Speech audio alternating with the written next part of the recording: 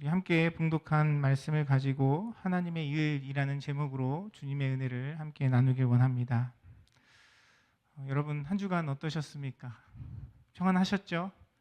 네, 하나님의 은혜 가운데 우리의 매일의 삶이, 우리의 삶의 순간순간이 감사와 기쁨과 은혜로 충만하기를 소원합니다. 그럼에도 불구하고 또 저에게는 좀 한 주간이 특별한 주간이었어요. 지난주에 전에 사역하던 교회 사역을 마무리하고 또 새롭게 사역을 시작하는 이 시점에 여러 가지 분주한 마음이 많이 있었습니다. 여러분과 처음 인사하는 자리니까 또 이렇게 멋지게 잘 보일 수 있도록 헤어컷도 하고 또 여러 가지 나름 준비를 많이 하는 시간이었어요. 특별히 오늘 말씀을 준비하면서 여간 마음이 쓰이는 것이 아니었습니다. 제가 전에 교회 사역을 마무리하면서 한 5년 정도 교회에서 사역을 했는데요. 이제 성도님들과 이게 이별의 시간들을 함께 나누고 교제하는 가운데 어떤 한 성도님이 그 말씀을 하시더라고요. 목사님 5년 전에 처음 와서 말씀해 주신 그 말씀이 아직도 기억에 나요 라고 이야기하시면서 첫 설교를 이렇게 언급을 하시면서 말씀을 해주시는 것이었습니다. 그 이야기를 듣는데 제 마음에 부담이 왔어요. 이제 또 첫 설교를 해야 되는데 어떤 내용으로 어떤 말씀으로 여러분과 전할까 고민이 많이 되었습니다. 그렇게 여러 가지 많은 또 사역을 시작하기에 앞서서 준비들을 해가면서 말씀을 준비하면서 뿐만 아니라 여러분들 기도하고 고민하고 계시는 또 교회가 마주하고 있는 여러 가지 많은 과제들 또 사역들을 놓고 시간을 보내면서 공식적으로는 저에게 한 주간의 쉼이 있는 그런 시간이었지만 어떤 때보다 많이 분주하고 복잡한 그런 시간들을 보내지 않았나 하는 생각이 듭니다. 아마 여기 계신 우리 성도님들도 한 주간의 삶 속에서 그런 시간들을 보내신 분들도 계셨으리라 생각이 들어요. BBS 또 수련회를 놓고 열심히 헌신하시는 분들도 계셨을 것 같고요. 또 새로운 담임 목사를 맞이하기 위하여 여러분 각자 나름대로 여러 가지 많은 또 수고와 또 헌신들을 해주신 걸로 알고 있습니다. 목양실에 방문해 보니까 우리 성도님들께서 목양실을 너무 깨끗하게 잘 정리해 놓으시고 냉장고에 음료수까지 다 채워 놓으셨더라고요. 그런 수고뿐만이 아니라 어떤 일을 행하지 않아도 아마 여러분의 마음속에서 또 저와 함께 하는 첫 예배 또 첫 설교 또 함께 이뤄가는 교제를 맞이하는 그 상황 속에서 적어도 마음은 조금은 다르고 분주한 시간을 보내지 않으셨나 하는 생각이 들어요. 오늘 본문 말씀에 보니까 우리와 같이 어떤 변화 속에서 분주한 마음으로 예수님을 찾은 사람들의 이야기가 등장합니다. 우리가 함께 읽은 본문 말씀 24절에 보니까 그 무리에 대해서 이야기를 해요. 이 무리들은 예수님을 찾기 위하여 가버나움으로 바다 건너편에서 예수님을 만나기 위해 찾아온 사람들이었습니다. 우리가 함께 읽지는 않았지만 요한복음 6장의 내용을 보면 앞에 여러분 잘 아시는 오병이어의 기적의 사건이 나옵니다. 그 기적의 사건을 경험하고 이 사람들은 예수님에 대한 그런 믿음과 확신, 예수님에 대한 간절함이 더 커졌던 것 같아요. 그래서 그 귀한 사역을 마치시고 다른 지역으로 가버나움으로 이동하신 예수님을 쫓아서 따라왔습니다. 그들이 예수님을 따르는 그 길의 여정은 그렇게 결코 짧고 가벼운 길이 아니었어요.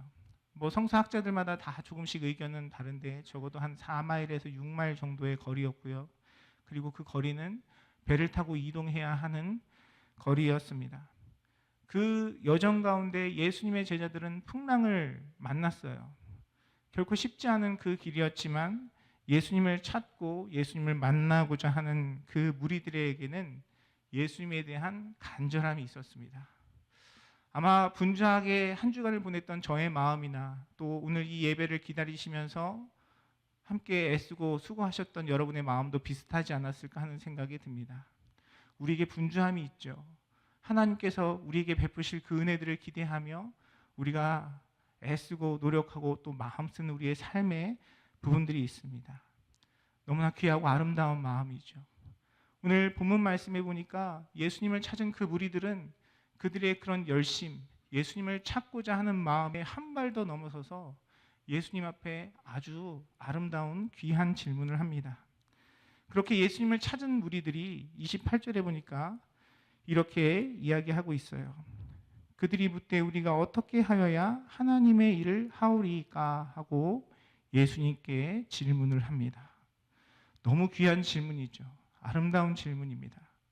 저도 목회를 하다가 성도님들과 교제하면서 여러 가지 많은 질문을 받아요. 목사님 오늘 신방해 주세요. 저희 가정을 위해서 기도해 주세요. 목사님 이런 어려움이 있는데 도와주실 수 있습니까? 뭐 이런 질문들을 많이 받습니다. 그런데 물론 그런 질문들도 너무 귀하고 감사합니다. 목회자에 대한 신뢰와 또 관계 속에서 그런 질문을 받을 때마다 참 기쁘고 감사한 마음이 듭니다. 그런데 제가 더 기쁘고 즐겁게 느껴지는 그런 질문들이 있어요. 목사님 뭐가 필요하세요? 목사님 제가 어떻게 도와드릴까요? 제가 교회를 위해서 또 이런 성도들을 위해서 어떤 일들을 하면 좋을까요? 이런 질문을 하시는 성도님들이 종종 있어요. 그런 질문들을 좀 자주 받으면 좋을 텐데 그런 질문은 종종 오더라고요. 우리 유니온교회에서 여러분과 함께 사역하는 시간들 가운데 그런 질문들이 많아지기를 소원합니다. 네, 감사합니다. 아멘 하신 분들 제가 다 기억해 놨습니다. 그 질문 자체가 너무 귀하고 아름답죠. 근데 예수님 앞에 지금 나온 사람들이 예수님께 물어봤어요.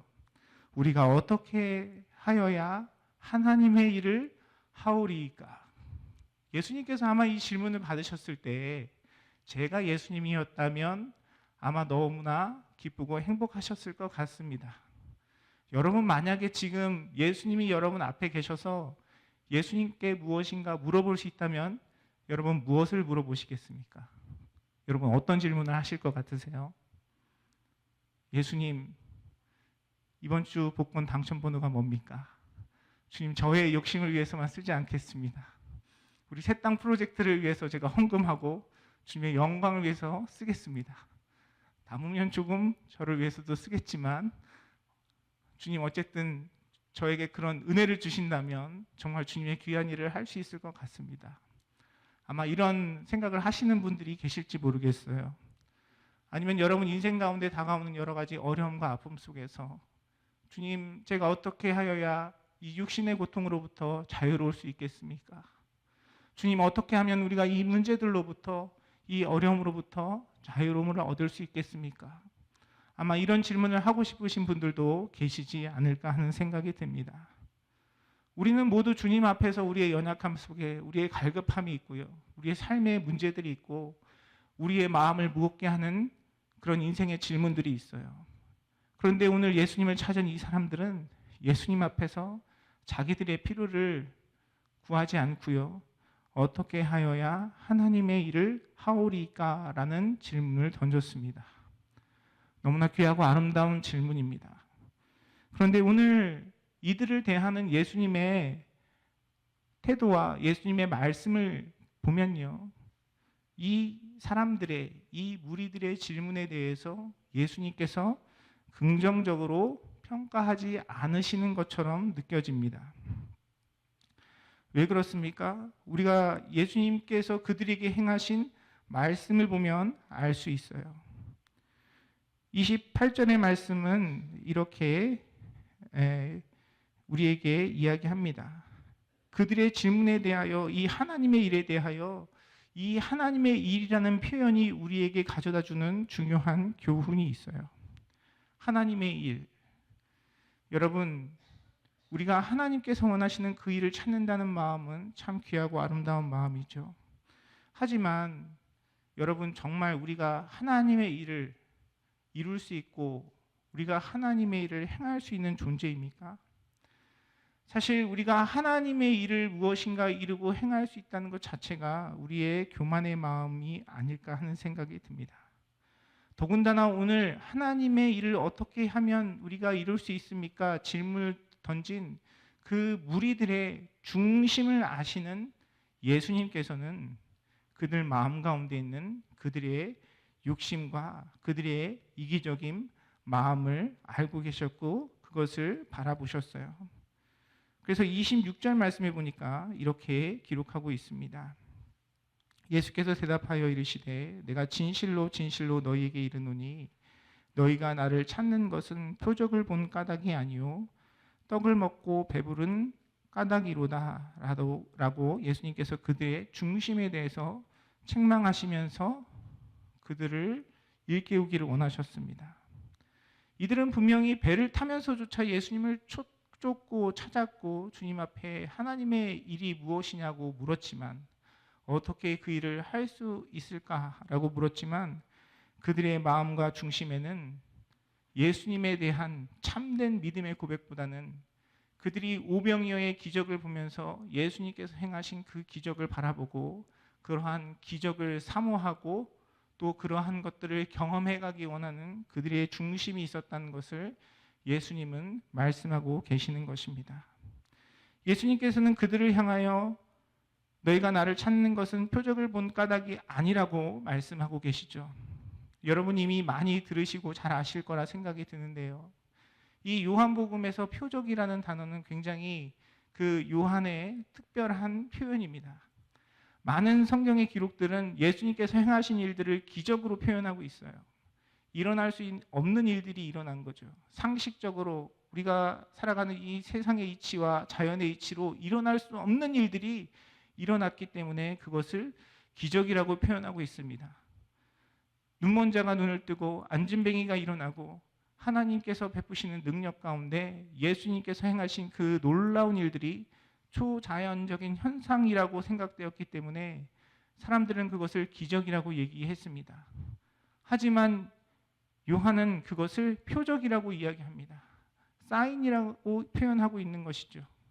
하나님의 아들이신 예수님이기 때문에 당연히 나타나고 자연스럽게 드러날 수밖에 없는 예수님이 하나님의 아들이시고 바로 하나님이신 그 증거이기 때문에 요한은 그러한 사건들에 대해서 표적이라고 이야기하고 있는 것이죠.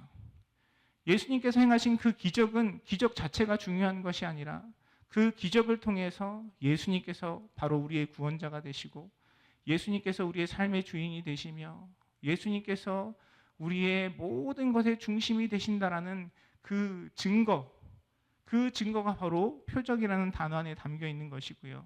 예수님께서 그들을 향하여 너희가 표적을 본 까닭이 아니라고 지적하신 것은 그들이 기적을 바라보았지만 기적 가운데 예수님께서 그리스도이시고 예수님께서 하나님이신 것을 바라보는 것이 아니라 그 기적 자체만을 바라보고 예수님을 쫓았기 때문에 그들을 책망하신 것입니다. 예수님의 이 말씀 가운데 우리의 믿음을 돌아보기를 원합니다. 여러분, 우리는 주님 앞에 은혜를 구합니다. 하나님의 은혜 없이 살아갈 수 없는 우리의 인생입니다. 주님 앞에 간구하고 의지할 수밖에 없는 우리의 삶에 많은 기도의 제목들, 우리의 인생의 질문들이 있습니다. 그런데 우리의 그 질문과 주님을 찾는 마음 가운데 우리의 중심이 무엇인지 돌아보는 저와 여러분의 삶이 되었으면 좋겠습니다. 때로는 우리가 내 눈앞에 있는 그 문제, 하나님께서 베푸실 그 능력들만 바라보고 정작 예수님은 바라보지 못하는 그런 자리에 서 있을 수 있다는 것을 말씀은 우리에게 일깨우고 있어요.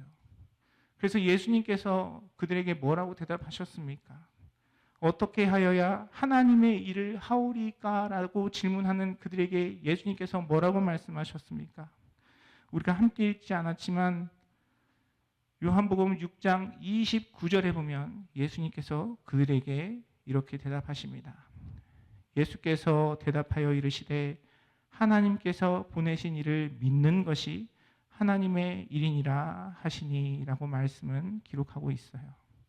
하나님의 일은 다른 것이 아닙니다. 우리가 열심히 분주히 무엇인가를 행하는 것이 아니고 바로 아버지께서 보내신, 하나님께서 보내신 예수 그리스도를 믿는 믿음 가운데 살아가는 것이 저와 여러분이 이 땅 가운데서 이뤄야 할 주님의 일이라는 사실을 예수님께서는 가르치고 계시는 것입니다. 사랑하는 성도 여러분, 주님의 이 말씀 가운데 하나님의 일을 이뤄가는 저와 여러분의 삶이 되기를 주님의 이름으로 축원합니다. 믿는다는 것은요, 우리의 삶 가운데 하나님께서 행하실 어떤 일에 대한 기대가 아니에요. 그냥 예수님 그분을 믿는 겁니다. 예수가 그리스도이심을 믿는 겁니다. 예수님께서 구원자이시고 예수님께서 능력자이심을 믿는 겁니다. 우리가 그분을 믿는 믿음 안에 살아갈 때 하나님께서 베푸시는 능력과 역사와 주님의 평강과 기적이 우리의 삶 가운데 경험되어지는 것입니다. 사랑하는 성도 여러분, 우리가 주님 앞에 예배하고 하나님의 일을 위하여 우리가 많은 일들을 섬기고 또한 준비하고 고민하지만 그 모든 것에 앞서 예수가 그리스도이심을, 예수님에 대한 온전한 믿음의 고백으로 주님 앞에 서는 저와 여러분의 삶이 되기를 주님의 이름으로 축원합니다. 여러분, 우리가 그것을 진정으로 믿는다면 때로는 우리의 삶 속에 하나님께서 우리의 기도의 소원대로 우리의 바람대로 어떤 일을 이뤄가지 않으신다 할지라도 여전히 그 일을 주관하시고 통치하시고 붙들고 계시는 주님을 믿는 믿음 때문에 하나님께서 주시는 평안과 기쁨과 승리를 경험할 수 있는 것이죠.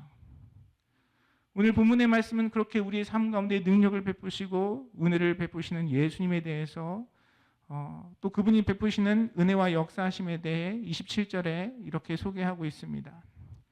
썩을 양식을 위하여 일하지 말고 영생하도록 있는 양식을 위하여 하라. 이 양식은 인자가 너희에게 주리니 인자는 아버지 하나님께서 인치신 자니라 라고 말씀은 이야기하고 있습니다. 우리가 구해야 할 것은 무엇입니까? 썩을 양식이 아닙니다. 영생하도록 있는 양식입니다. 영생하도록 있는 양식은 무엇이죠? 다른 것이 아니에요. 바로 예수 그리스도 그분 자신입니다. 우리가 예수님과 동행할 때 때로는 우리가 이 땅 가운데 여러 가지 어려움과 고난과 환난을 만난다 할지라도 주님이 함께 하시기에 하나님의 은혜와 평강이 우리의 삶 가운데 경험되어지는 것을 우리가 살아가면서 우리가 체험하게 되죠. 여러분 이미 그 은혜 가운데 지금까지 여러분의 믿음의 여정을 살아오신 줄 믿습니다. 우리가 정말 돌아보면 많은 기도의 제목들이 있어요.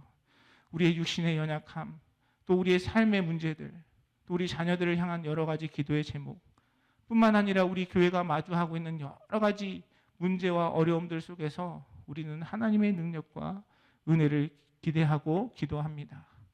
그러나 중요한 것은 그 일들의 그 문제 가운데 어떤 상황과 어떤 환경의 변화 또 그런 문제들이 변화되는 그런 상황들이 중요한 것이 아니고요. 주님이 함께 계시면 그 모든 것이 하나님께서 베푸시는 은혜와 능력으로 우리의 삶 가운데 경험된다는 것이죠. 그래서 성경은 예수님에 대하여 그 인자에 대하여 아버지 하나님께서 인치신 자라고 표현하고 있는 것입니다. 하나님께서 인치셨다라는 말은 무슨 의미입니까? 바로 그 인자, 예수님께서 우리의 인생과 교회의 완벽한 보증이 되어주심을 이야기하고 있는 것이죠. 주님이 함께 하시기에 이 세상의 공중의 권세 잡은 자도 이 세상의 어떤 고난과 환난도 생명과 죽음조차도 천사들조차도 우리를 하나님의 사랑에서 끊을 수 없다라는 주님의 약속의 말씀이 그리스도를 믿는 믿음과 그 믿음으로 주님과 동행하는 자의 삶 가운데 경험되어지고 나타난다는 것을 말씀은 우리에게 선포하고 있습니다. 사랑하는 성도 여러분, 그 은혜를 온전히 누리시는 사랑하는 성도님들의 삶이 되시기를 주님의 이름으로 축원합니다. 우리가 돌아보면 우리의 마음의 염려와 근심은 무엇으로부터 옵니까? 우리가 인생을 살아가다가 우리에게 다가오는 여러 가지 인생의 문제들 속에서 우리의 건강의 위협 속에서 경제적인 위기 속에서 공동체의 위기 속에서 우리는 두려움과 염려를 느껴요. 그러나 여러분, 우리가 그 가운데 주님과 동행하고 우리의 구원자가 되신 예수 그리스도를 믿는 믿음 안에 있으면 하나님께서 주시는 평강과 기쁨을 누리며 살아갈 수 있는 것이죠.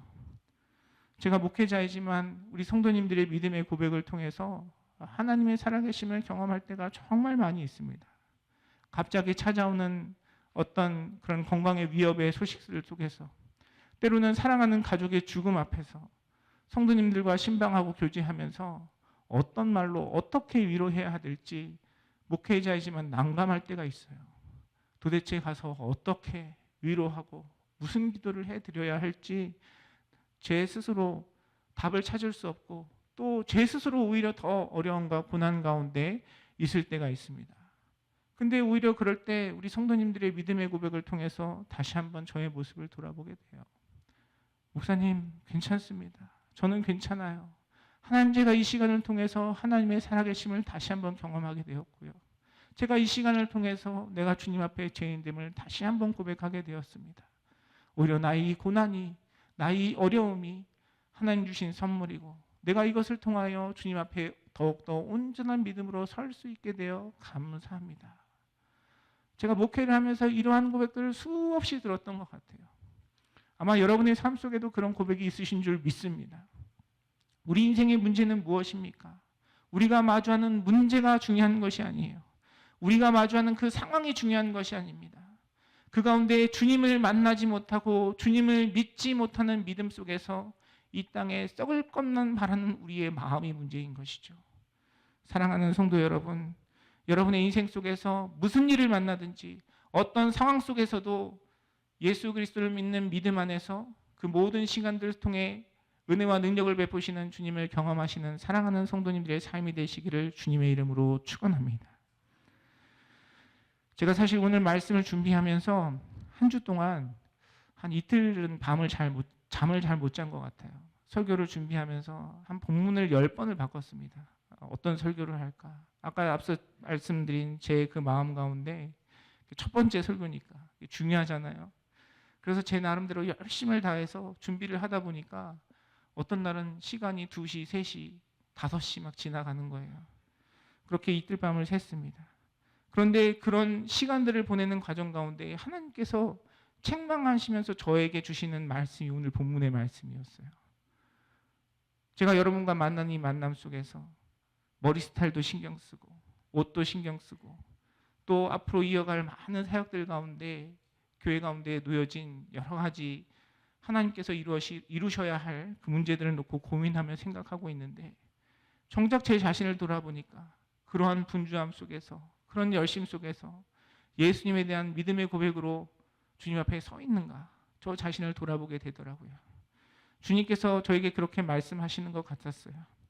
야, 내가 언제 이틀 밤이나 새면서 말씀 준비하라고 했냐? 주님께서 저에게 책망하시는 것 같았습니다.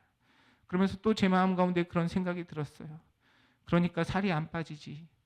이건 주님의 말씀이 아니라 제 아내의 이야기였던 것 같아요.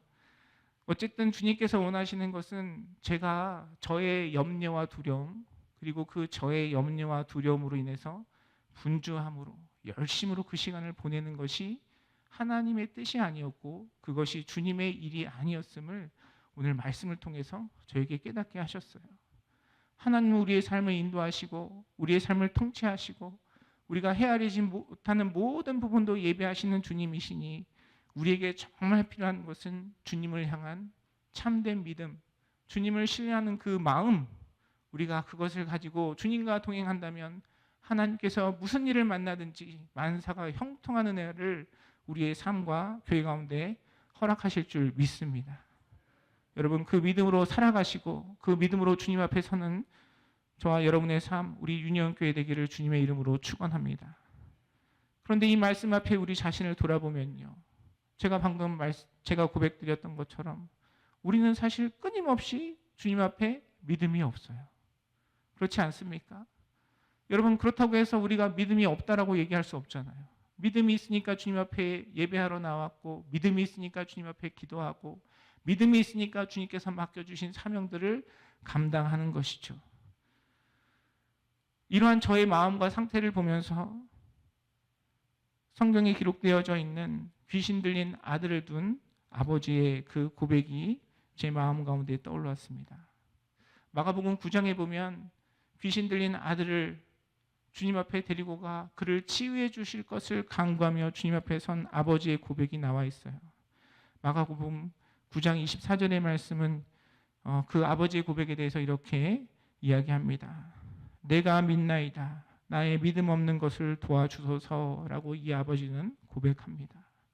그렇죠. 분명히 우리가 주님께서 행하실 것을 믿죠. 우리에게 분명히 그 믿음이 있습니다. 그러나 우리의 믿음은 참 너무 갈대와 같아요. 아침에 다르고 저녁에 다르고 주님 앞에 믿음으로 결단하고 주님 주시는 평안과 은혜를 기쁨으로 찬양하면서도 돌아서고 나면 또 염려와 근심에 빠지는 것이 우리의 연약함입니다. 그래서 우리는 이 아버지의 고백처럼 내가 믿나이다. 그러나 주님, 나의 믿음 없는 것을 도와주소서. 이 두 가지 고백이 모두가 다 필요한 것 같아요. 우리의 마음을 돌아보고 우리의 믿음을 돌아보고 지금 내가 무엇을 위하여 땀 흘리고 분주한지 우리의 영적인 상태를 주님 앞에 정직하게 직면하며 끊임없이 우리의 이 믿음조차도 주님께 의지하며 우리의 삶 가운데 또한 우리의 공동체 가운데 능력을 베푸실 하나님의 역사하심을 경험하는 사랑하는 성도님들의 삶이 되시기를 주님의 이름으로 축원합니다. 여러분 수영을 잘 하시는지 모르겠어요. 미국에 오니까 아파트마다 집집마다 수영장이 있어서 한국에서보다 더 쉽게 수영장을 접할 수 있어서 좋았던 것 같습니다. 다 수영을 해보신 경험이 있으실 텐데요. 여러분 물에 오래 떠 있으려면 어떻게 해야 됩니까? 물에 오래 떠 있으려면 어떻게 해야 되죠? 수영을 잘 하시는 분들은 또 물속에서 들어갔다 나왔다 마음대로 자유자재로 움직이시죠. 그런데 오래 있으려면요. 열심히 본인의 수영 기술을 이렇게 발휘하는 것이 아니라 그냥 가만히 자신의 몸을 물에 맡기면 됩니다. 이런 경험들이 많이 없으신 분들은 처음에는 막 불안해요. 코로 물이 들어가는 것 같고 또 물에 가라앉을 것 같은 그런 두려움이 엄습합니다. 그런데 물에 가만히 그 물이 가지는 부력에 내 몸을 맡기면 움직이지 않고 가만히 내 몸을 맡기면 몸이 떠요. 아마 이런 경험들 많이 하셨을 거라 생각이 듭니다. 여기에 어떤 구명조끼나 튜브가 있다면 더 확실한 일이겠죠. 우리의 믿음의 여정이 이런 것 같습니다. 우리가 주님 앞에 어떤 대단한 일, 엄청난 헌신을 통해서 하나님의 역사하심과 경험을 이뤄가는 것이 아니고요. 하나님은 이미 우리를 사랑하셔서 예수 그리스도의 십자가의 부활과 부활의 능력을 말미암아 우리에게 은혜를 베풀어 주셨고 그 은혜 가운데 우리의 삶을 인도하시고 우리의 믿음의 공동체를 세우시고 이끌어 나아가십니다. 그분을 믿는 믿음 안에서 우리가 주님 바라보고 주님과 동행한다면 하나님께서 우리의 인생과 우리 공동체를 향해 예비하신 그 은혜가 우리의 삶 가운데 온전히 누려질 줄 믿습니다. 사랑하는 성도 여러분, 오늘 예수님과 또 그 무리들의 대화에서 주님께서 우리에게 일깨워 주시는 것처럼 우리의 불신, 우리의 연약함, 또 우리의 조바심으로 무엇인가를 분주히 일하기에 앞서 주님 앞에 먼저 하나님께서 보내주신 하나님의 아들 그 예수 그리스도를 믿는 믿음 안에서 주님과 동행하며 주님께서 베푸시는 놀라운 능력과 역사하심을 경험하시는 사랑하는 성도님들의 삶과 우리 믿음의 공동체 되기를 주님의 이름으로 축원합니다.